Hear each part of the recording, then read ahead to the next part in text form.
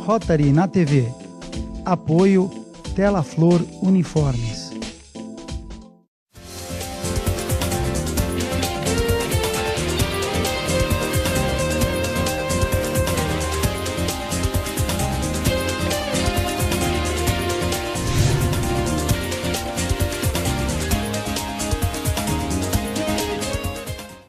Olá, sejam todos bem-vindos ao Rotary na TV, aqui pela sua TV com Santos, canal 11 da NET, canal 8 da Vivo TV, para as cidades de abrangência do nosso sinal. Lembrando que nas mídias sociais no facebook.com/Rotary na TV ou no canal oficial da emissora TV Com no YouTube, nossas representações, programas inéditos para todos acompanharem. Na edição inédita deste domingo, 20 de maio, a gente recebe o diretor da A2S Engenharia e Perícia e membro do Rotary Clube de Santos Porto, é o engenheiro Marcos Storti. Obrigado pela presença, Marcos. Bom dia, Marcelino. Bom dia a todos. Esperamos que nós tenhamos hoje uma boa entrevista.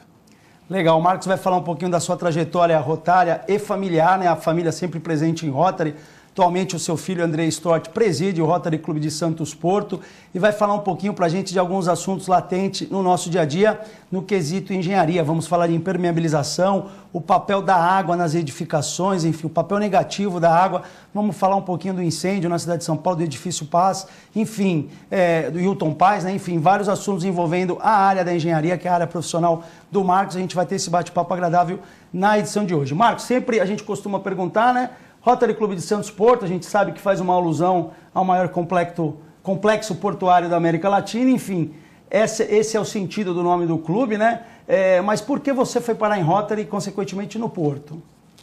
Bom, é uma longa história. Ela começou em 1981, por conta do meu sogro, pai da minha esposa, Silvia Regina, o senhor Altair Sebastião Galvão de Souza, que ele já era sócio do Rotary Clube de Santos Oeste, e a convivência, então, ficou muito próxima. A Silvia já fazia parte, já tinha feito parte do Interact, do Rotaract, e vamos caminhando dessa maneira. Mais à frente um pouco, a Silvia continuou agregada ao Rotary, ficou como presidente do Rotary Clube Ponta da Praia, depois do nosso próprio Rotary Clube Santos Porto, e eu sempre muito junto, muito ativo nessa situação. Por motivos profissionais, por eu trabalhar no país inteiro, vamos dizer assim, passei muito tempo sem poder assumir um papel muito efetivo dentro da estrutura do Rotary, né?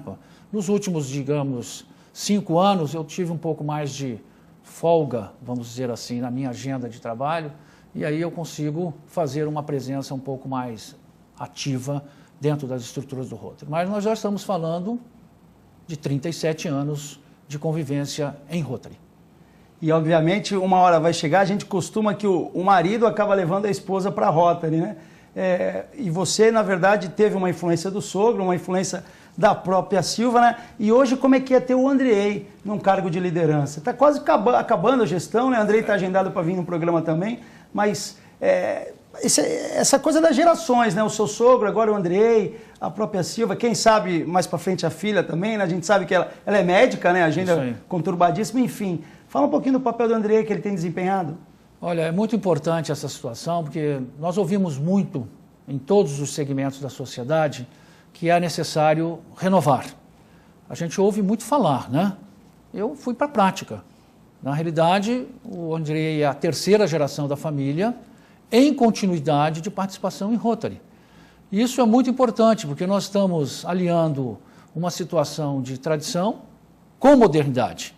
Porque o Rotary tem que olhar para frente. E sem ele olhar para esta atual geração, que é a que o meu filho faz parte, e a que vem atrás dele, nós não teremos mais 100 anos de Rotary. Para nós termos uma sobrevivência e uma perenidade do Rotary, certamente os mais jovens têm que estar imbuídos desse espírito rotário. Então é muito satisfatório, tanto para mim como para a Silvia, que o nosso filho tenha abraçado essa circunstância de entender o Rotary. Provavelmente pela mesma circunstância que nós tivemos, porque desde que ele nasceu, ele sempre foi envolvido por esse ambiente rotário e, por consequência, entendeu que tinha uma grande relevância a contribuição que ele possa dar como profissional. Participou de várias situações que nós também participamos, que foram intercâmbios de amizade, já como pessoas adultas, né? São intercâmbios de curta duração, onde nós vamos para casa de familiares de rotarianos e eles vêm para a nossa casa, um período de entre 10 e 15 dias, né? E é muito interessante isso, Marcelino, porque quando nós conhecemos alguma pessoa, nós partimos normalmente de um patamar de desconfiança mútua, né? Porque eu não lhe conheço, você não me conhece, né? E é uma coisa muito interessante, porque todas as vezes que nós tivemos essa oportunidade de conviver com rotarianos, nós partimos exatamente de um patamar de confiança mútua, por ele ser rotariano. Ou seja, fomos muito bem recebidos, quando eles aqui vieram, foram recebidos de braços abertos por pessoas que, na realidade, eram desconhecidas. Então, o Rotary Andrei conviveu com isso. Conviveu com isso e essa contribuição, ela é perene. Até hoje nós trocamos informações, até hoje nós conversamos, ainda mais hoje com essa situação da mídia instantânea, né, facilita muito, né? Eu falo com pessoas nos Estados Unidos, falo com pessoas na Austrália, falo com pessoas na Itália, sobre assuntos gerais, sobre assuntos particulares e sobre os assuntos rotarianos. Muito bom, muito saudável, né? Muito interessante e eu recomendo a todos que essa participação em Rotary, ela aconteça, porque é dar um pouco de você para aquilo que você recebeu durante a vida inteira e, obviamente, se nós temos essa oportunidade, por que não praticá-la? Sair da teoria, né? Ir para a prática, né? Talvez aqui, aproveitando esse ensejo que esse ano nós temos eleições executivas muito prioritárias para o nosso país, o que nossos políticos que sabem falar muito bem aprendam a ouvir, porque isso é muito importante também. E essa convivência em Rotary, nós fazemos isso. A gente aprende a ouvir muito, né? Aprende a ouvir. A gente cresce.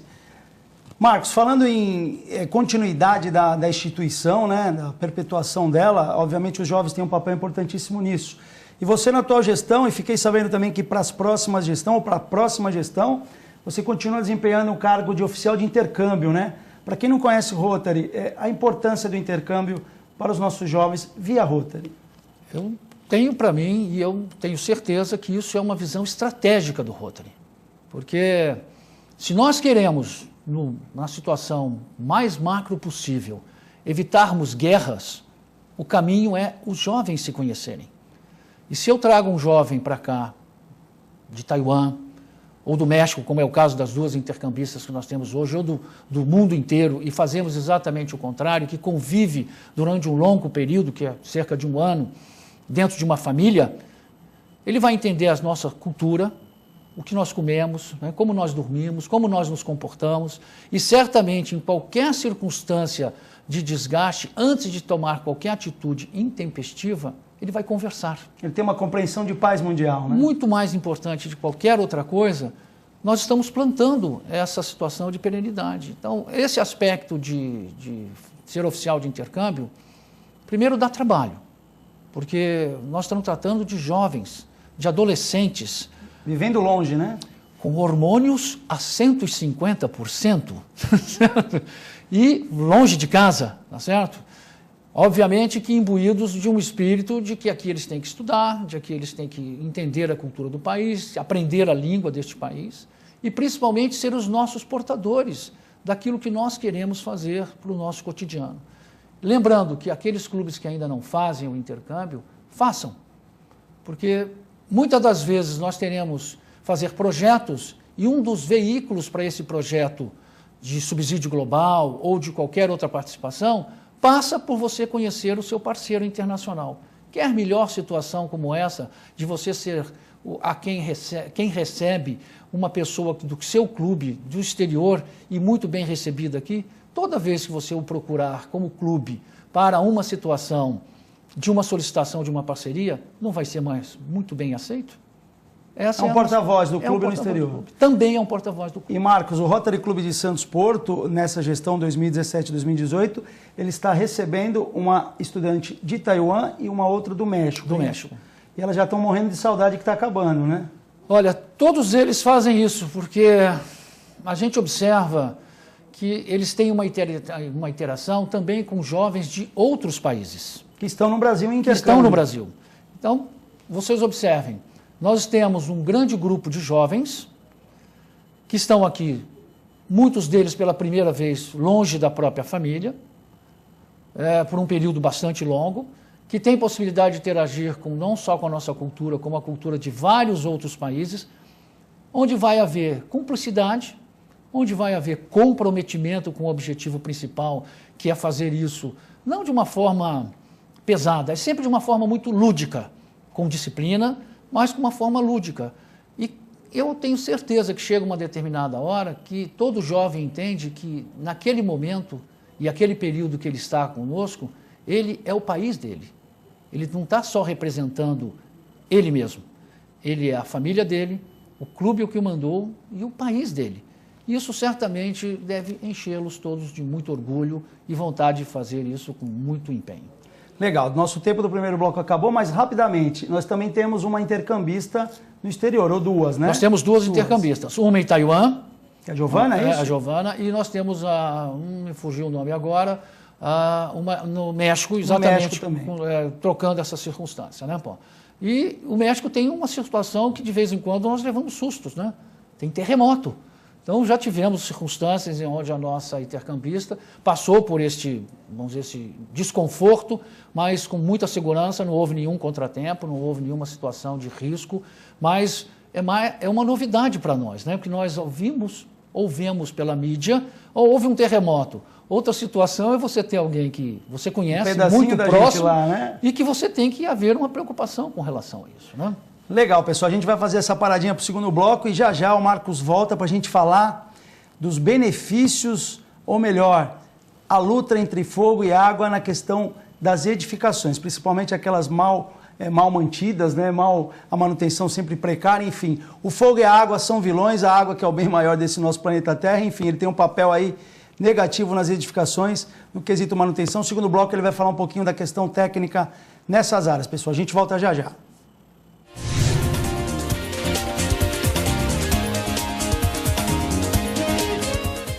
Tela Flor Camisetas Promocionais. Há mais de 40 anos no mercado, fabricando peças de vestuário personalizados e de alta qualidade.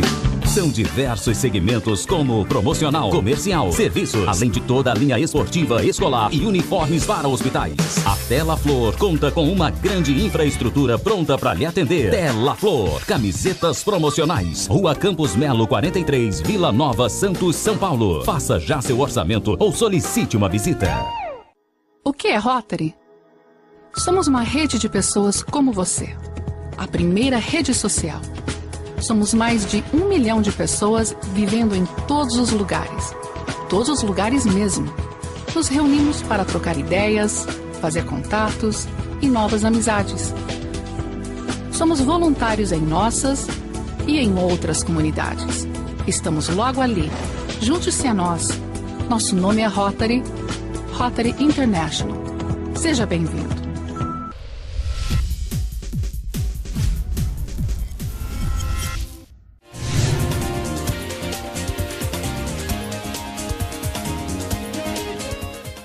Voltamos com Rotary na TV, recebendo o engenheiro Marcos Stort, diretor da A2S Engenharia e Perícia e membro do Rotary Clube de Santos Porto. Vamos falar um pouquinho agora das lições do Largo do Paissandu, né, lá com o edifício Wilton Paes de Almeida, que infelizmente, né, ruiu com o incêndio desse 1º de maio. Estamos ainda dentro do mês de maio aqui no Rotary na TV, um assunto quentinho, para usar um trocadilho, né? E vamos falar um pouquinho aí do papel da água como vilã das edificações, principalmente nas cidades litorâneas, nas cidades mais úmidas, enfim.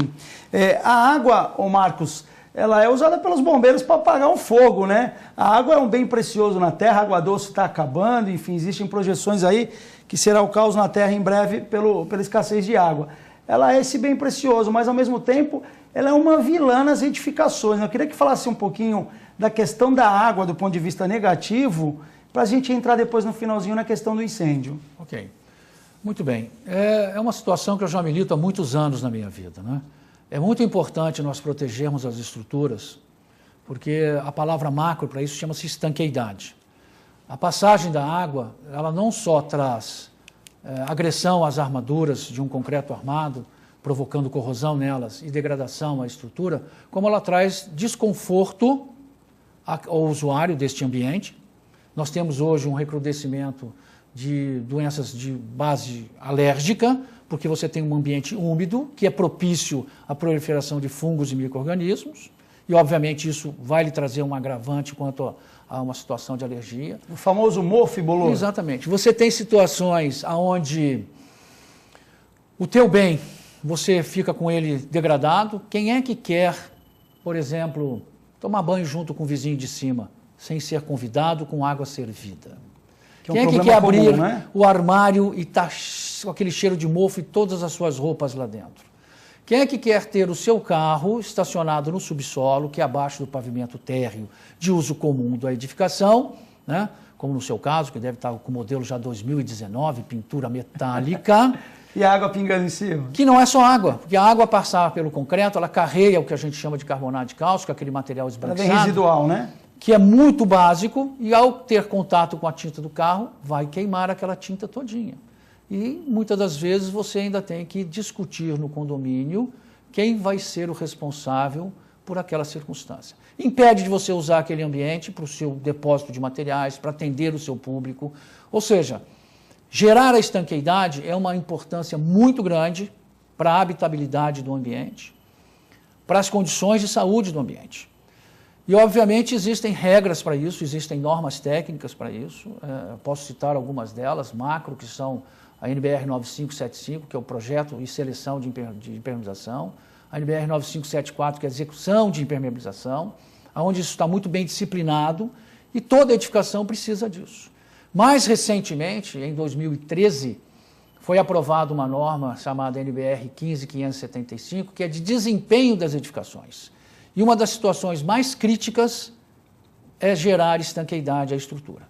E uma das ferramentas para se gerar estanqueidade é lançar mão de impermeabilização, para proteger o seu bem principal, que é a própria estrutura.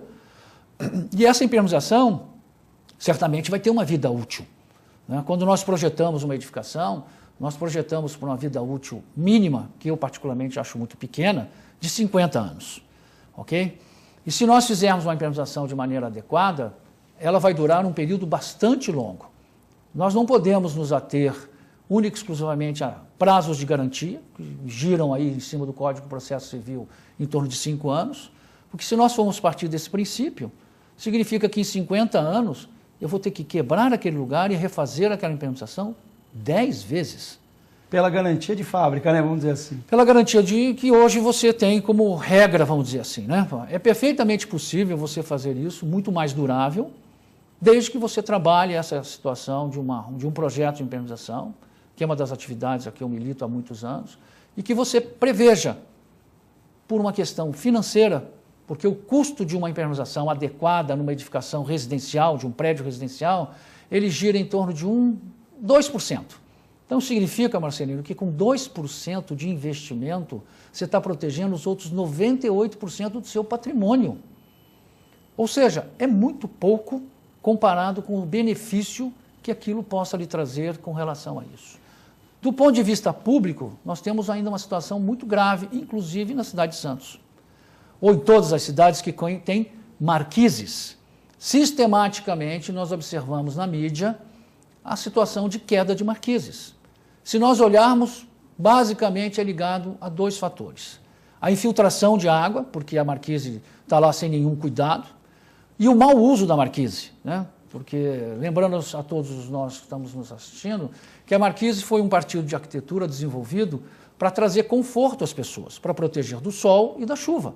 Nós não tínhamos shopping center, né? Como é que você vai transitar exposto a sol e chuva? É muito desconfortável.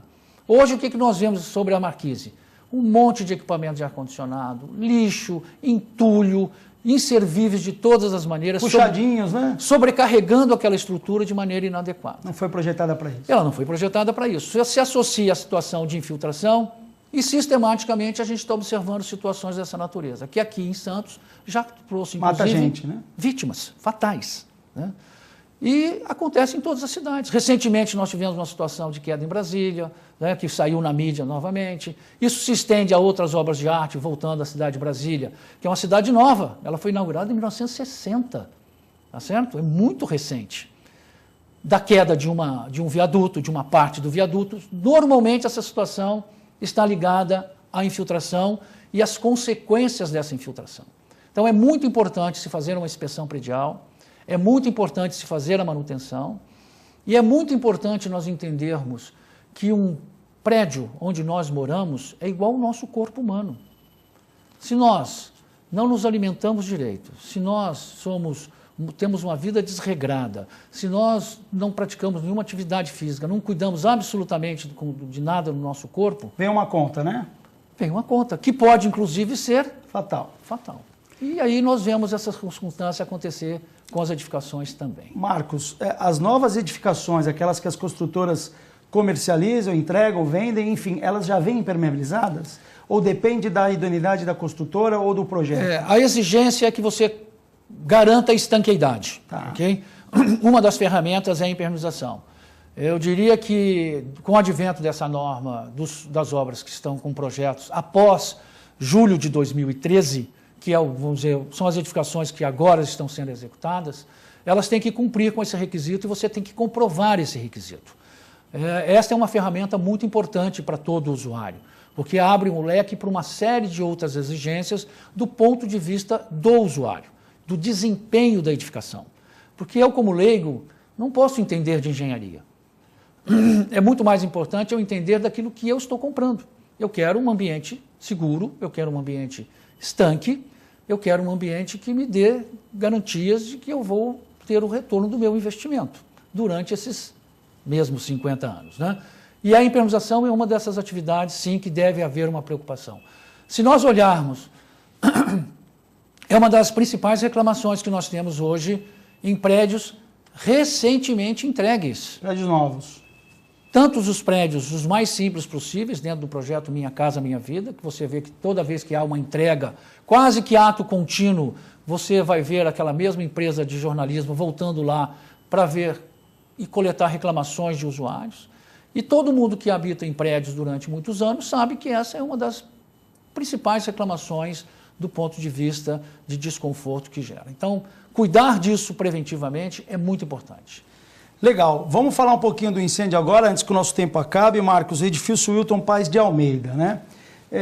Da mesma forma, o fogo é capaz de ruir uma edificação como ruiu. A água também é, como você mesmo disse.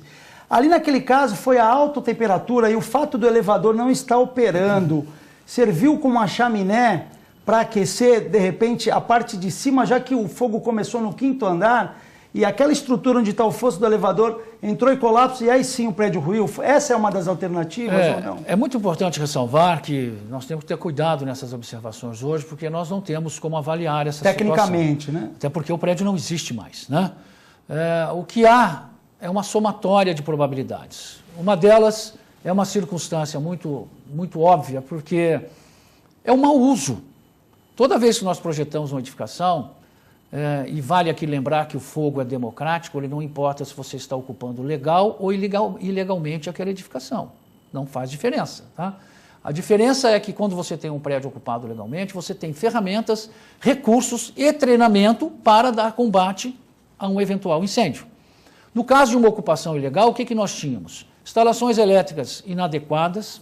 Tínhamos compensado dividindo os apartamentos? Uma quantidade enorme de madeiras fazendo as divisões, colchão pelo chão, bujão de gás para todos os lados, rota de fuga obstruída, o próprio poço de elevador que foi reportado pela mídia estava cheio de lixo.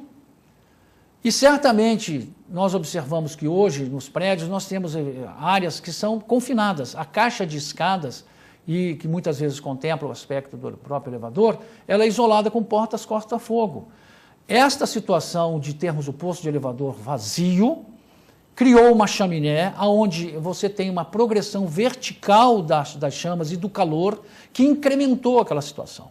Então a teoria que nós temos hoje mais aceitável é de que houve uma ruptura por um aquecimento exagerado de um daqueles elementos de concreto armado do poço de elevador, porque o processo construtivo ali foi basicamente toda a fachada ser uma fachada em curtain wall, que traduzindo é tipo uma pele de vidro. Então nós não tínhamos obstáculos para o fogo transportar de um andar para o outro pela fachada, e ao mesmo tempo nós tínhamos a caixa de escada e o poço de elevador alimentando toda essa intensidade de fogo. E o que aconteceu? Essa ruptura provavelmente provocou aquela situação de implosão do prédio. Que se nós olharmos friamente, ainda bem que aconteceu assim. Porque se nós tivéssemos uma queda da edificação para os lados, nós teríamos situações mais graves para o entorno. Agora, nós temos os mesmos riscos aqui em Santos, gente. Se nós olharmos, muitos de nós passamos em frente ao antigo hotel japonês na rua Brás Cubas, que está ocupado ilegalmente há muitos anos. Hoje tem lá dezenas de famílias ocupando com a mesma característica, porque se há uma ocupação ilegal, gente, nós vamos ter instalações elétricas inadequadas, lixo, divisórias com madeira, bujão de gás, ou seja, o risco continua existindo. E se não me falha a memória, em frente ao mercado municipal tem uma outra edificação também com essas mesmas circunstâncias. Em Cubatão nós temos situações como essa, em São Vicente nós temos situações como essa.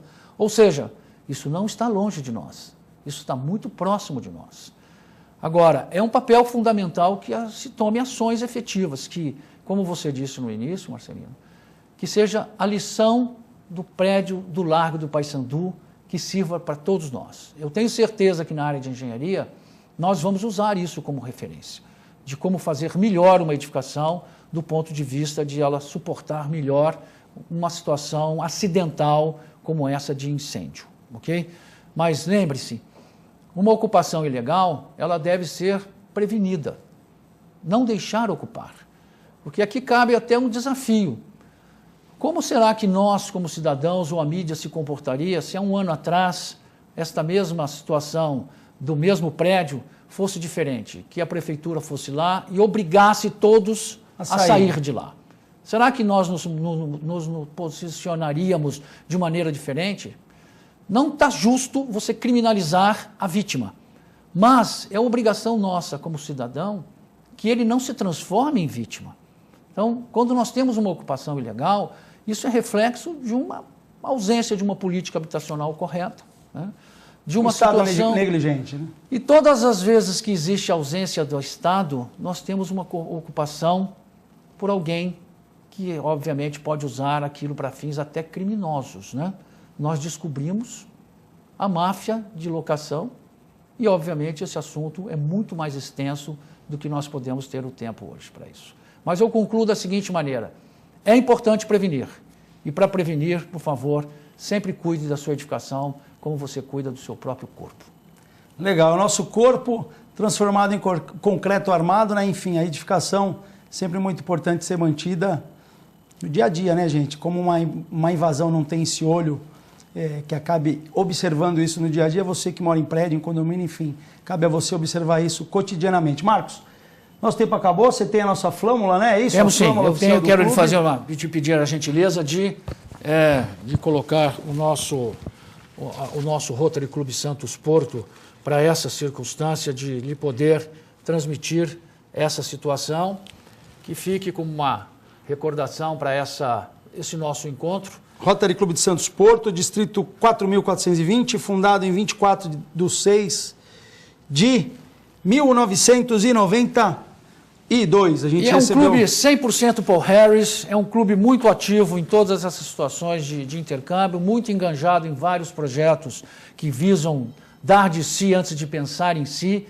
e é um clube que é bastante representativo dentro daquele espírito rotário que nós temos como objetivo em ser rotariano.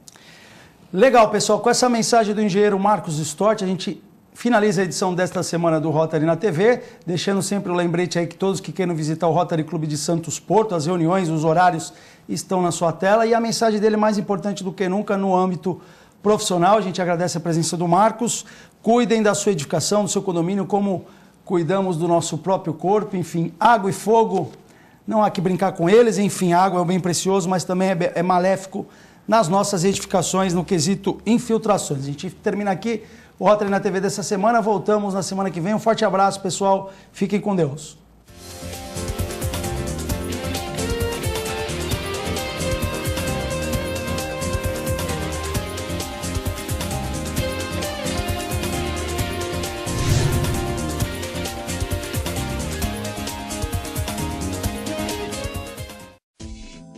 Rotary na TV.